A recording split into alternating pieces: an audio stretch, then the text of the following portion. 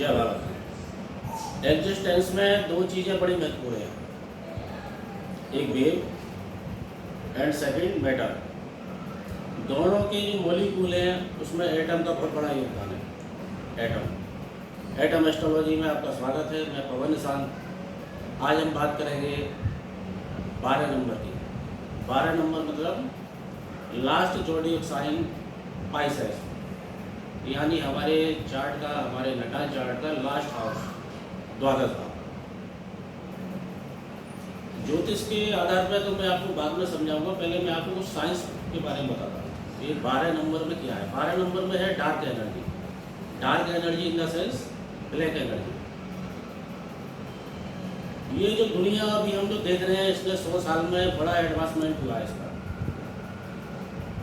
Albert Einstein ने general theory of relativity वो लेके आए। उन्होंने कहा कि कुछ भी चीज़ें, कोई भी ऐसी स्पीड नहीं है जो प्रकाश की गति से ज़्यादा हो, और इसे माना गया। प्रकाश की गति करीब करीब 3 लाख किलोमीटर प्रति सेकंड की है, यानी 2,99,835 किलोमीटर प्रति सेकंड लाइट की स्पीड मानी जाती है। अब इसके बाद में जो हमारे फिजिकिस्ट ने, भौतिक विज्ञानियों ने काम किया, तो उन्होंने देखा कि जो हमारा सोलर सिस्टम है और जो सूर्य का प्रकाश है वो पूरे यूनिवर्स में नहीं जाता है। ये बहुत छोटा पार्ट है जो हमारा सोलर सिस्टम है। पूरे यूनिवर्स का ये सिर्फ महज 6% है, 5% है। इसमें सोलर जो सूर्य का जो प्रकाश है वो 2.5-3% की दूरी तक जाता है। बाकी मतलब 2-2.5% गैस है, और जो 96 या 90%, 95% जो हिस्सा है वो हमारे अंधेरे का है, यानी वो डार्क एनर्जी। साइंटिस्ट ने पता लगाया कि ये डार्क एनर्जी कर क्या रही है। पहले हमारे साइंटिस्ट कहते थे कि ब्रह्मांड श्रिंक हो रहा है, ब्रह्मांड हमारा सिकुड़ रहा है। बाद में अब जो उनकी एडवांस रिसर्च है उसमें वो कह रहे हैं कि हमारा ब्रह्मांड फैल रहा है। और जो गैलेक्सी हैं वो लोग मानते हैं कि यूनिवर्स में करीब 200 गैलेक्सी हैं। तो जो गैलेक्सी हैं वो तेज़ी से एक दूसरे से दूर जा रही है। इसकी वजह से हमारा यूनिवर्स एक्सपेंड कर रहा है। तो गैलेक्सी दूर जा रही है, जब आप प्रकाश नहीं है तो वो दूर कैसे जा रही है। तो उन्होंने पता लगाया कि कोई ना कोई डार्क मैटर है जो इसके लिए जिम्मेदार है। एक डार्क एनर्जी है जो उन्होंने जिसके बारे में पता लगाया। हम उसी डार्क एनर्जी की बात कर रहे हैं। यह डार्क एनर्जी हमारे जीवन में बहुत काम करता है, हमारे फिजिकल वर्ल्ड में भी, हमारे नॉन फिजिकल वर्ल्ड में भी, और हमारे शारीरिक रूप से भी, और हमारे मन के अंदर भी एक डार्क एनर्जी है। ये डार्क एनर्जी हमारी कुंडली में कहाँ होती है, हम कैसे देखेंगे। तो जो मैं आपसे बात कर रहा हूँ 12 नंबर की, वो 12 नंबर, वो जो 12 नंबर है, यदि आप उसे न्यूमरोलॉजी से देखें तो 1 + 2 = 3। 3 और 3 शक्ति है हमारे ब्रह्मा विष्णु महेश। 3 तत्व हैं, सतोगुण, रजोगुण, तमोगुण। और एटम में क्या होता है, इलेक्ट्रॉन, प्रोटॉन और न्यूट्रॉन। तो 3 नंबर का ये एक सीक्रेट है। ये 3 नंबर इस तरह से काम करता है। और 3 नंबर का जो लॉर्ड है वो है Jupiter. Jupiter in the sense blessing, ईश्वर। तो इस 3 नंबर में, इस 12 नंबर में बहुत ज़बरदस्त डार्क एनर्जी है। मैं डार्क एनर्जी की बात कर रहा हूँ, नेगेटिव एनर्जी की बात नहीं कर रहा हूँ। नेगेटिव और पॉजिटिव कोई एक अलग चीज़ है, इसमें दोनों तरह की एनर्जी है। ये एनर्जी आती कहाँ से है। देखिए, हमारा जो सोल है ना, उसकी जर्नी शुरू होती है हमारे लगन से। फिर हम 12 भागों में अपने कर्म करते हैं। पिछले जन्मों में हम जो भी कर्म करके आए हैं, जो कुछ भी हम कर रहे हैं, अच्छा बुरा, वो सब हमारा यहीं स्टोर हो रहा है, यहीं स्टोर होती हैं चीज़ें। तो हमारे जो सोल का जो सॉफ्टवेयर है, जिसमें हमारे कर्मों का एक एक हिसाब किताब लिखा हुआ है, पूरा एक कैलकुलेशन है, पूरी एक व्यवस्था है, बहुत ज़बरदस्त मैनेजमेंट है ये प्रगति का। ये सारा यहीं स्टोर हो रहा है। ये जो 12 नंबर है, ये 12 नंबर कुंडली में जहाँ भी होता है वो अपने सिग्निफिकेशन में काम करता है। देखिए, कुंडली में हमारे जितने भी क्लासिक्स हैं, चाहे वो BPHS हो, लघु पाराशरी हो, जातक पारिजात हो, नारद संहिता हो, कहीं पर भी कितनी भी बहुत सारी किताबें हैं, उनमें उन्होंने 2-3 चीज़ें बड़ी मुख्य रूप से कही हैं। और आज भी हमारे देश में जो 99% जो ज्योतिषी हैं, एस्ट्रोलॉजर हैं, वो इन 3, 4, 5 सिग्निफिकेशनों को बहुत प्रमुखता से आगे लेके चलते हैं। द्वादश भाव का, यानी 12 number. 12th house of the chart. 12 number में वह कहती है कि ये व्यय का भाव है। 12 नंबर में वह कहती है कि ये सैया सुख है। 12 नंबर में द्वादश भाव में वह मुक्ति का भी भाव बताती है, मोक्ष का भाव है। कारण क्या है? और भी बहुत सारी चीज़ें मैं आपको बताऊंगा। देखिए 12 नंबर मीन राशि पाइसेज के स्वामी हो गए जुपिटर। 12 नंबर में जुपिटर है, 12 का स्वामी जुपिटर है, लेकिन 12 नंबर में शुक्र एक्सल्टेड हो जाती है। 12 नंबर जो है, जो द्वादश भाव है, वो केतु का सबसे प्रिय स्थान है। अब आप तीनों चीज़ें देखिए यहाँ पे, अब आप इस पर मनन करिए। 12 नंबर ये जुपिटर यानी ज्ञान, आपको अच्छे बुरे की पहचान जो कराता है। सुख लग्जरी माया, और केतु डिटैचमेंट मुक्ति छोड़ना। यदि आप इस नंबर में अपने ज्ञान के आधार पर, अपने दिमाग के आधार पर, अपनी मेहनत के आधार पर जो भी आप लग्जरी पाते हैं, जिस चीज़ से आपका मोह होता है, जो कुछ आपने हासिल किया है, यदि वह आप अपने आप नहीं छोड़ते हैं तो वो केतु और वो प्रगति आपसे छुड़वा देगी, वो डिटैचमेंट करा देगी। यह डिटैचमेंट आपके फिजिकली भी हो सकता है। आपने बहुत सारा पैसा कमाया, उसे चैरिटी में लगा दिया, है ना, और वो आपका मेंटली लेवल पे भी हो सकता है डिटैचमेंट। बहुत से लोग हैं संसार में रह रहे हैं, ग्रस्त में रह रहे हैं, लेकिन उनका एक मोक्ष का भाव बना रहता है, मुक्ति का भाव एक बना रहता है, और किसी चीज़ से उन्हें मोह नहीं होता। वो यही भाव, यही एक द्वादश भाव है, यही एक 12th हाउस है जो इसके लिए जिम्मेदार है। 12th हाउस में 12th नंबर जो है वो हमारे राशियों का अंतिम जल तत्व की राशि है, अंतिम।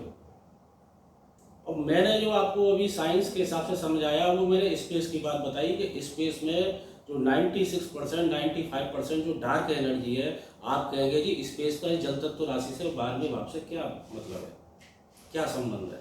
यही मैं आपको बता रहा हूँ। देखिए जब आप पृथ्वी का चक्कर लगाएं, आप चाहे जेट से लगाएं, चाहे पैदल लगाएं, साइकिल से लगाएं, आप पूरे जीवन भर और कई जन्म तक घूमते रहेंगे, लेकिन आप पृथ्वी का छोर नहीं पा सकते। लेकिन इसी पृथ्वी पर समंदर है, ओशियन, बहुत ज़्यादा पानी है उसमें, लेकिन समंदर का किनारा होता है। आपने फिल्मी गानों में सुना होगा, समंदर का किनारा होता है, और समंदर के बाद में क्या है? वही स्पेस। जैसे पृथ्वी के बाद में स्पेस है, समंदर के बाद में भी स्पेस है, तो हम उस जल तत्व से आगे की बात कर रहे हैं। ये जो 12वां भाव है हमारा, ये हमारा मुक्ति का भाव कहा गया है, एग्जिट। मर के हमको यहीं से जाना है, हमारी सोल यहीं से गमन करेगी। कहाँ गमन करेगी? वो हमारे कर्मों का हिसाब बताएगा। यदि आपके कर्म अच्छे हैं, हमारे कर्म अच्छे हैं, तो हम ऊपर जाते हैं। कोई 500 मीटर ऊपर, कोई 1 किलोमीटर ऊपर, कोई 10 किलोमीटर ऊपर, कोई 100 किलोमीटर ऊपर। कर्म खराब हैं तो हम बहुत नीचे जाते हैं, तल वितल सुतल रसातल पाताल, 7 लोग नीचे, हम वहाँ चले जाते हैं। और ऐसा भी होता है कि कर्म बहुत ही ज़्यादा खराब है तो हम कहीं नहीं जाते, हम कहीं नहीं जा सकते। यही भाव बताता है कि हम कहीं नहीं जा सकते। वो कैसे? मान लीजिए मैं जीते जी एक शहर से दूसरे शहर नहीं गया, मैं एक स्टेट से किसी स्टेट में नहीं गया, या किसी कंट्री में नहीं गया, तो मरने के बाद मैं वहाँ नहीं जा पाऊँगा, क्योंकि मैं जानता ही नहीं हूँ, मैंने रास्ता ही नहीं देखा, तो मैं कैसे जाऊँगा? ये सारी चीज़ें जो मैं आपको बता रहा हूँ, मैं अभी आपको सिग्निफिकेशन से 12 नंबर के बता रहा हूँ। और जब ये कुंडली में 12 नंबर आपके किस भाव में बैठा हुआ है, आप जब उस भाव के सिग्निफिकेशन से इसको मैच करके, मिक्स करके जब आप निकालेंगे, तो आपको सारे रिजल्ट मिलेंगे, 100% रिजल्ट मिलेगा। तो ये 12 नंबर क्या है? एग्जिट है हमारा। 12 नंबर ये मतलब फाइनल डेस्टिनेशन आपका, जहाँ से आने वाला है, आपको कूद के जाना है, आपको पता नहीं है लेकिन कहाँ जाना है। तो 12 नंबर क्या है? जो मैंने आपको बताया, जुपिटर का नंबर है। जुपिटर क्या है? विश्वास का कारक है, ईश्वर का कारक है। तो जब हम एग्जिट करते हैं इस जीवन से दूसरे जीवन में, हमारी सोल जब ट्रांसफ़र होती है, तो हम कहाँ जाते हैं हमें पता नहीं है, तो हम विश्वास के सहारे जाते हैं। अंधेरे में भी हम विश्वास के सहारे आगे बढ़ते हैं, चाहे अपने आप में विश्वास के सहारे या ईश्वर के विश्वास के सहारे। कितने भी हम अंधेरे में जा रहे हो, कहीं भी जा रहे हो, यहाँ भी ऐसा ही होता है कि जब हम जाते हैं, हमारी सोल की जब दूसरा डेस्टिनेशन आता है, जहाँ हमें कहाँ जाना है हमें पता नहीं है, लेकिन हम विश्वास के सहारे जाते हैं। ये 12 नंबर, ये पाइसेस आपकी कुंडली में जहां भी है वहां आप इसी विश्वास के साथ आगे बढ़ रहे हैं। चूंकि ये 12 नंबर है, आप मरने के बाद आपको कहाँ जाना है, एग्जिट के बाद में आत्मा कहाँ जानी है, एग्जिट डोर के बाहर आपको जब खोदा दिया गया है तो आप कहाँ गिरेंगे, कहाँ जाके मरेंगे, कहाँ जाके रुकेंगे, वहाँ आपका कंट्रोल नहीं है। इन द सेंस 12 नंबर कुंडली में जहाँ भी है वहाँ आपका कंट्रोल नहीं है, वहाँ चीज़ें अनकंट्रोल्ड है। इसलिए उसे कहा गया है व्यय का भाव, खर्चे का भाव, एक्सपेंडिचर। यहाँ का जो खर्चा है उस पर आपका कंट्रोल नहीं है। जब इसे एक्सपेंडिचर का भाव कहा गया तो ये हमारे इन्वेस्टमेंट का भी भाव है। अब इस इन्वेस्टमेंट के काय का इन्वेस्टमेंट, पैसे का भी इन्वेस्टमेंट और आपके कर्मों का भी इन्वेस्टमेंट। एक नंबर से लेके जो आपकी जर्नी शुरू हुई है, 1 2 3 4 5 6 7 8 9 10 11 तक जो भी आपने कर्म किए हैं और पिछले जन्मों के जितने भी आपने जो भी कर्म किए हैं उन सब का इन्वेस्टमेंट आपने यहीं किया हुआ है और इसी से फ्रूट मिलना है और फ्रूट पे आपका कंट्रोल नहीं है। इसलिए भगवान श्री कृष्ण ने क्या कहा, कर्मण्ये बाधिकारस्ते माँ फलेषु कदाचन, यानी फल पे आपका कंट्रोल नहीं है। क्योंकि ये अंधेरा है और ये कैसा अंधेरा है, ये 12 नंबर है। 12 नंबर अंधेरा जो मैं कह रहा हूँ आपको, एक डार्क एनर्जी जो काम कर रही है। अच्छा, डार्क एनर्जी तो कुंडली में और जगह भी है, मैं आपको आगे बताऊंगा कि और कौन कौन से ऐसे नंबर हैं डार्क एनर्जी होती है। लेकिन ये एक ऐसी डार्क एनर्जी है जो चुपचाप का काम करती है, साइलेंट वर्क करती है। इस एनर्जी में ना आवाज़ है, ना किसी तरह की कोई फ्रीक्वेंसी है, बहुत अपने हिसाब से काम कर रही है, लेकिन बड़े सिस्टमेटिक तरीके से काम करती है। ये बिल्कुल ऐसे ही है जैसे बालू में हमने कुछ दाने शक्कर के डाल दिए, अब आपको उस बालू में से वो शक्कर ढूंढ के लानी है, यानी ये रिसर्च का भाव है। और एक बात आपको बताऊं, हमारे क्लासिक्स में कुछ भाव बताए गए हैं जहाँ फ्री विल है। हालांकि हम सब मानते हैं, ज़्यादातर ज्योतिषी मानते हैं कि हर चीज़ डेस्टाइंड है। ऐसा नहीं है, हर चीज़ डेस्टाइंड नहीं है। फ्री विल के कुछ भाव है, लेकिन मेरा मानना है कि सबसे ज़्यादा यदि फ्री विल कहीं है तो वो इसी भाव में है। अब इस फ्री विल का हम सदुपयोग करते हैं या दुरुपयोग करते हैं वो हम पे डिपेंड करता है। यह फ्री विल हमारे अगले डेस्टिनेशन में काम आती है, जिसका हम मतलब यूज कर रहे हैं। लेकिन देखा ये गया है कि यदि इसमें कोई खराब प्लेनेट का कहीं कोई असर आ गया तो हम फ्री विल का मिस यूज करते हैं और वो हमारा जो अगला लास्ट डेस्टिनेशन हमारा जो है, हमारी जो लास्ट जर्नी है जहाँ हमें जाना है, जो हमारे शरीर के बाद में शुरू होगी, वहाँ फिर वो अपना काम करना शुरू करता है। एक बात और बताऊँ आपको, क्योंकि ये लास्ट डेस्टिनेशन है, ये यहाँ से हमें एग्जिट होना है, यहाँ से हमें बाहर जाना है, इस सोल को बाहर जाना है। तो जो अनुभव मृत्यु से ठीक पहले के होते हैं किसी मरने वाले आदमी को, एक डर होता है कि मैं पता नहीं क्या होगा मेरा, मैं कहाँ जाऊँगा, वही अनुभव, वही एक्सपीरियंस 12 नंबर आपकी कुंडली में जहाँ है वहाँ होते हैं और अक्सर होते हैं। हम उसे व्यक्त कर पाएँ ना कर पाएँ वो हम पे डिपेंड करता है। लेकिन वहाँ एक डर रहता है, वहाँ एक तरह का साहस तो नहीं कहेंगे उसे, लेकिन जब सिर पे आ ही गया है तो आदमी उड़ ही लेता है ना, कि भैया अब छत गिर ही रही है, छत पे तो अब क्या करें, सिर पे गिर रही है तो क्या करेगी, वो तो जो करेगी छत करेगी, तो वो मरने के बाद जो होगा सो होगा। लेकिन वो एक जो डर है, वो डर 12 नंबर जहाँ है वहाँ वो डर है, वो एक अनजाना डर है, एक ऐसा डर है जिसे आप व्यक्त नहीं कर सकते।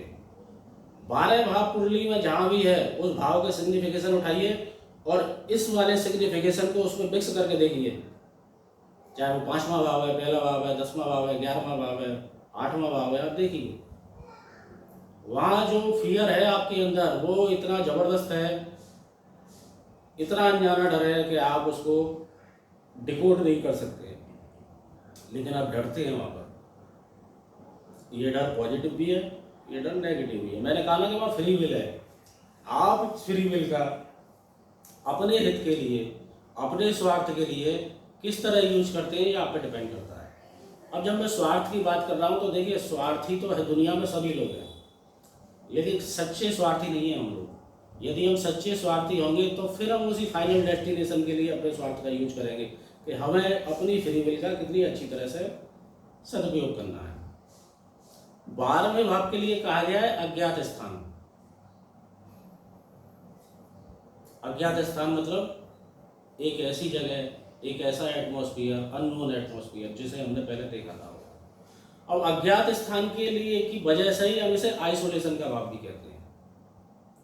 आइसोलेट आदमी कई तरह से हो सकता है, जैसे जेल में लोग आइसोलेट होते हैं, जेल चले गए 12 द्वादश भाव से देखते हैं, आइसोलेट हो गए।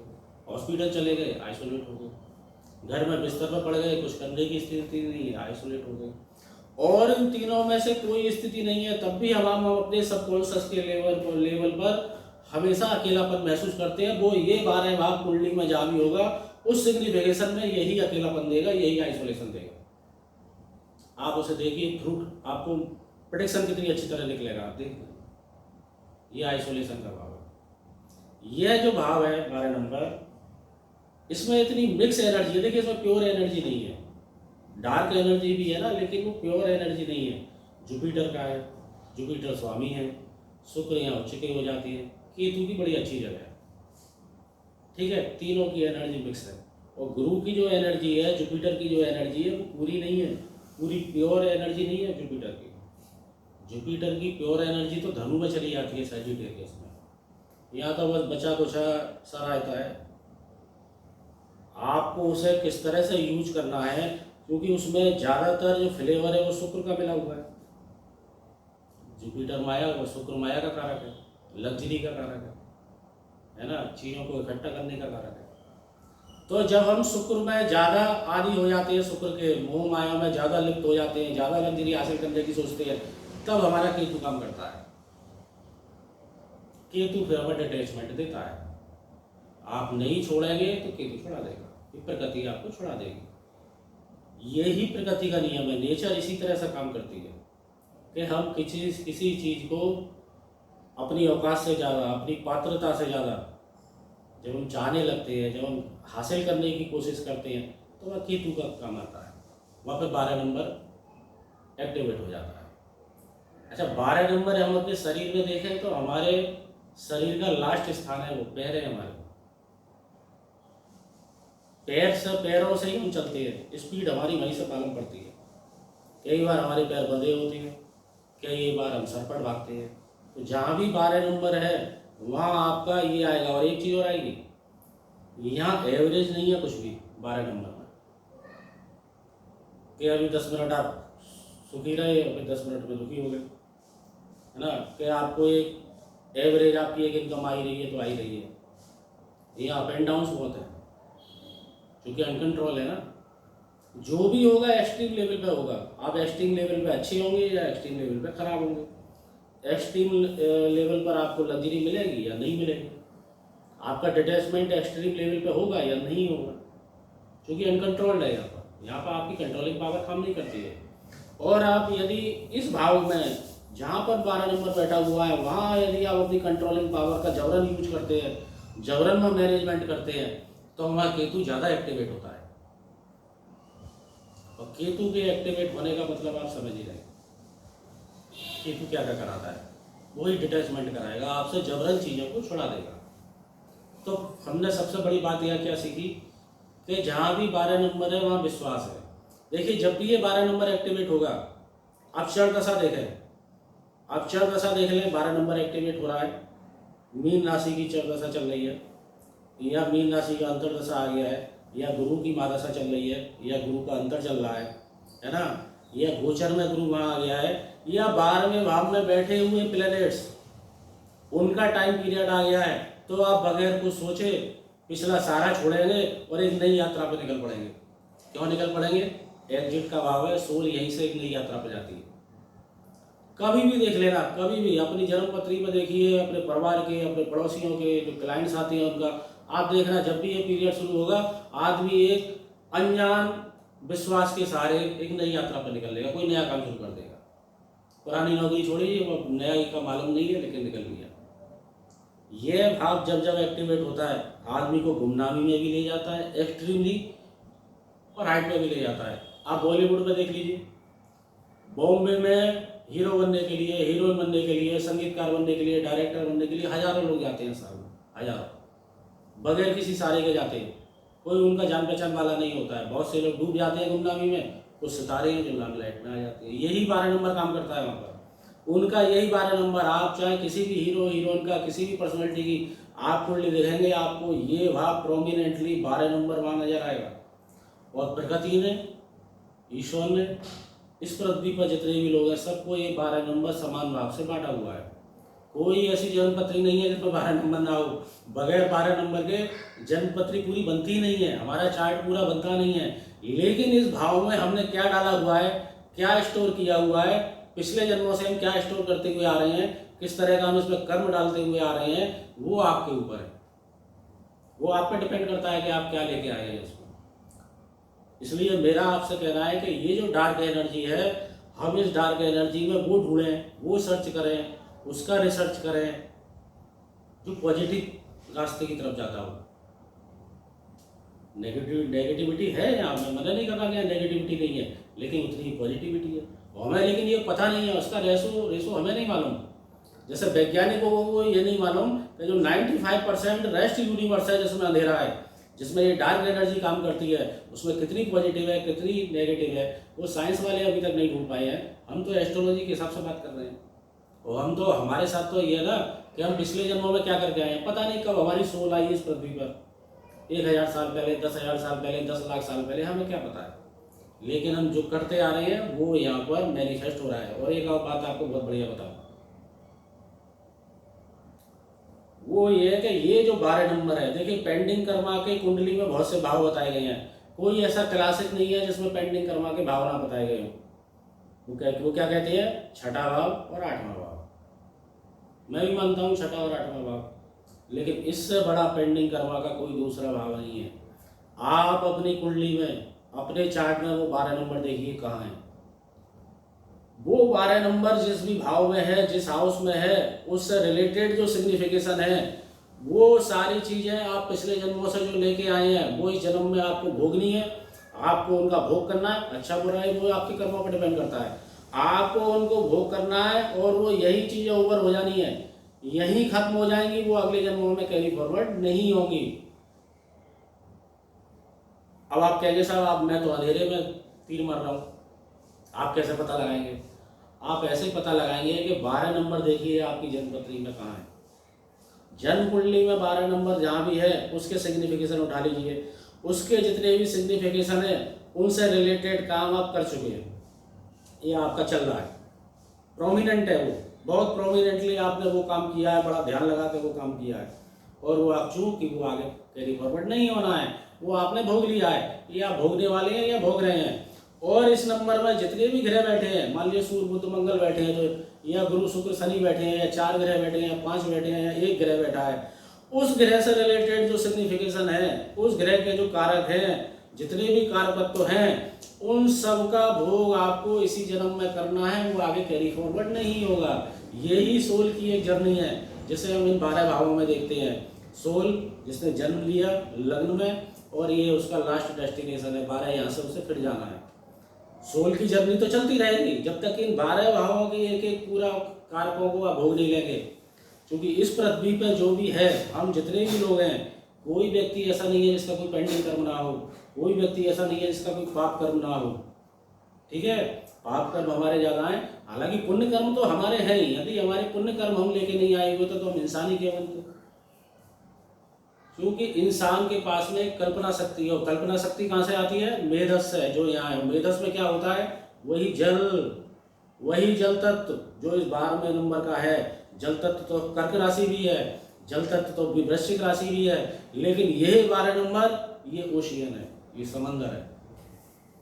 और मैं समुद्र मंथन को यहाँ से जोड़ूं तो इस 12 नंबर में जितनी भी आप रिसर्च करेंगे, जिस हाउस में है वहाँ जितना भी आपका रिसर्च वर्क होगा मेंटली, वहाँ आप उतनी चीज़ें अच्छी ले आएंगे। वहाँ हलाल तो निकलता है, हलाल ही निकला खराब, बाकी तो कामधेनु माँ निकल रही है, कल्पवृक्ष माँ निकल रहा है, अमृत माँ निकल रहा है, कितनी सारी चीज़ें निकल रही है। तो ये रिसर्च का, इस पर बैठ के काम करने का, मंथन करने का, ये आपका सबसे ज़्यादा बनता है। यदि आपने अपने इस भाव को पकड़ लिया, ना केवल आप अपने लिए बल्कि अपने जो कुंडली दिखाने के लिए आपके पास आ रहे हैं, उन लोगों का भी आप पथ प्रदर्शन कर सकते हैं, आप उनके पथ प्रदर्शक हो सकते हैं, उनकी सोल को ट्रांसपेरेंट और एकदम हल्का बना सकते हैं, उनके कर्मों के बोझ को कम कर सकते हैं। कैसे कर सकते हैं? क्योंकि यहाँ जो फ्री विल है, उस फ्री विल का आपको सदुपयोग कराना है। देखिए कुंडली ज्योतिष में एक टर्मोलॉजी है, वो कैसे काम करती है। जो हम किसी के पास कुंडली दिखाने ले जाते हैं तो वो ज्योतिषी क्या कहते हैं, आप ये काम मत करिए नहीं तो ये रिजल्ट मिलेगा, ऐसे ही तो कहते हैं, आपको ये काम नहीं करना है। लेकिन यदि वो आप डेस्टाइन्ड हाउस है वो, तो ज्योतिषी कितना भी मना करे, आप कितने भी रुके, वहाँ वो काम होना है।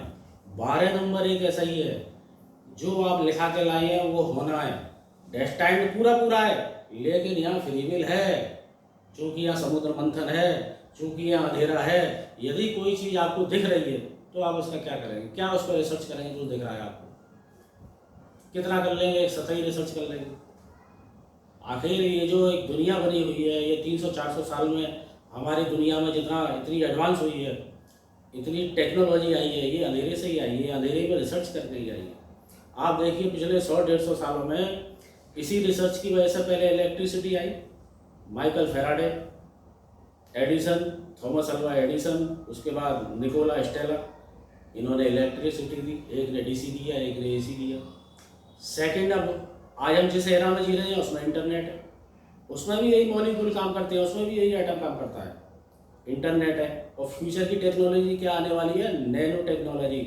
और इस 12 नंबर पर सबसे ज़्यादा नैनो टेक्नोलॉजी है। आप इस 12 नंबर को, इस अकेले 12 नंबर को डिकोड कर लें, बहुत अच्छे एस्ट्रोलॉजर हो सकते हैं। लेकिन एस्ट्रोलॉजर होने के लिए, एक अच्छा एस्ट्रोलॉजर होने के लिए मैं बार बार एक बात क्या कहता हूँ कि आपको स्पिरिचुअल होना पड़ेगा। लॉजिकल तो नहीं है, लॉजिकल तो बहुत लोग हैं, लॉजिक से दुनिया नहीं चलती है। लॉजिक से आप मैटर पे काम कर सकते हैं, लॉजिक से नई नई चीज़ें बना सकते हैं। लॉजिक गणित में काम करता है, फिजिक्स में काम करता है, केमिस्ट्री में काम करता है। स्पिरिचुअलिटी में लॉजिक काम नहीं करता। आप ईश्वर को ईश्वर माने या ना माने, राम को, कृष्ण को, शिव को माने ना माने, आपके मानने ना मानने से क्या फर्क पड़ता है। एक्जिस्टेंस में जो चीज़ है, जो एनर्जी है, वो जो एनर्जी काम कर रही है वो अपना काम करती रहेगी, आपके मानने ना मानने से फर्क नहीं पड़ता। आपको तो सिर्फ इतना करना है कि जिस 12 नंबर को मैंने आप ये कहेंगे मैं शुरुआत में ही 12 नंबर पे क्यों आया, ये भी मैं आपको बताऊँ। बहुत सारे ज्योतिषियों से मिला, हालांकि मैं ज़्यादा ज्योतिषियों से नहीं मिला हूँ, ज़्यादा मैंने किताबें भी नहीं पढ़ी हैं, लेकिन मैं देखता हूँ कि यदि वो पढ़ा भी रहे हैं, कहीं क्लास भी चल रही है, तो वो 1 से लेकर कन्या राशि तक, मेष से लेकर कन्या तक पढ़ाएंगे, बाकी वो छोड़ देते हैं, या बाकी इस राशियों में काम करते हैं तो वो 1-2 सिग्निफिकेशन का काम करते हैं, ग्रहों के गुण धर्म पर काम करते हैं, उनके स्वभाव पर बताएंगे कि ये उच्च का है बड़ा अच्छा, ये नीच का है बड़ा खराब है। एक बात और आपको बताऊँ, इस राशि में शुक्र उच्च का हो जाता है, वीनस एक्सल्टेड हो जाएगा।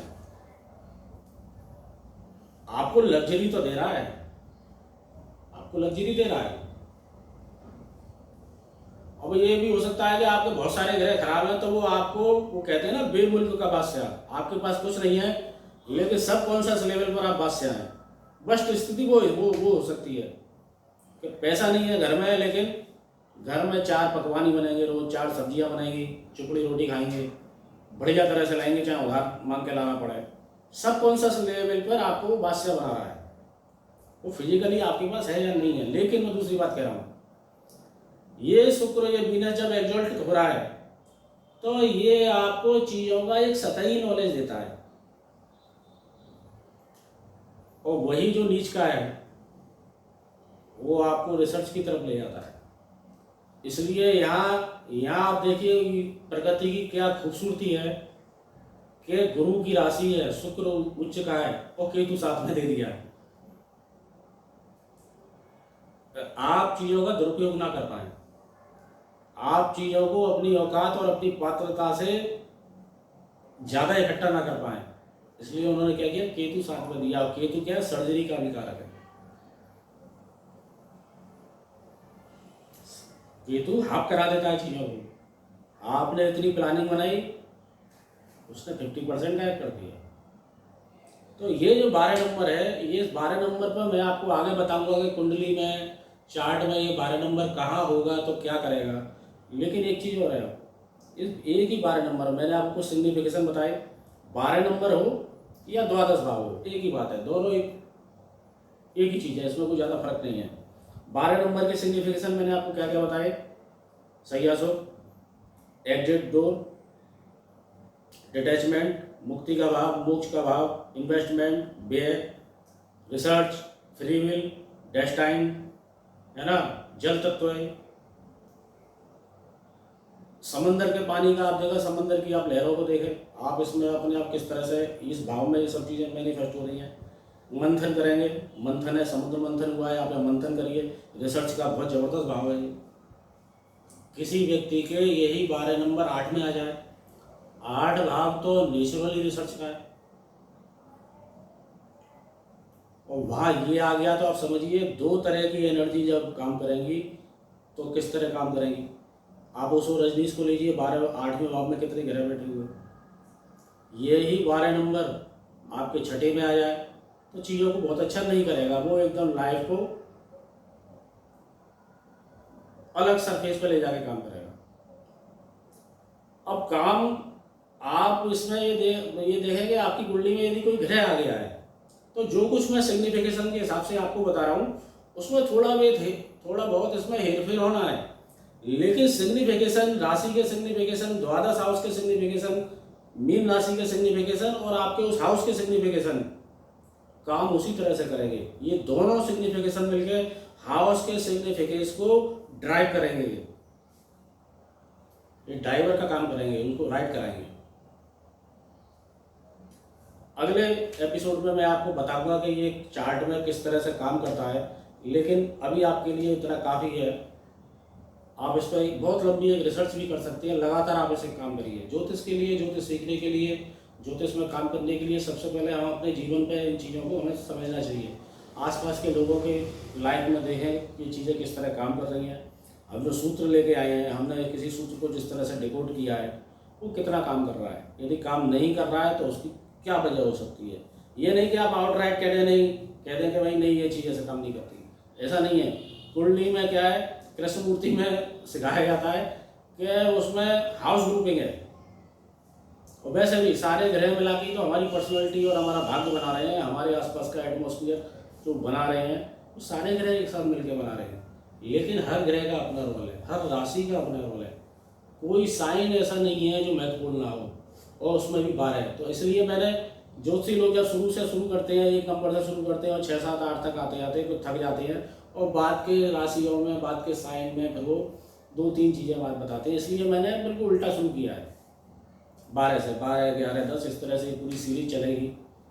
आप देखिए, आप जो काम करें, जो मैंने कहा है, जो मैंने आपको बताया है, आप उससे आगे काम करें। आप इसके नेगेटिव वे में काम करें। आप ये बताएंगे नहीं ये चीज़ काम नहीं करती है, लेकिन कमेंट में बताइएगा कि जो कुछ मैंने जानकारी दी है आपको कैसी लगी, क्या ये जो रिसर्च है किसी काम की है तो इसे आगे और फॉरवर्ड करिए।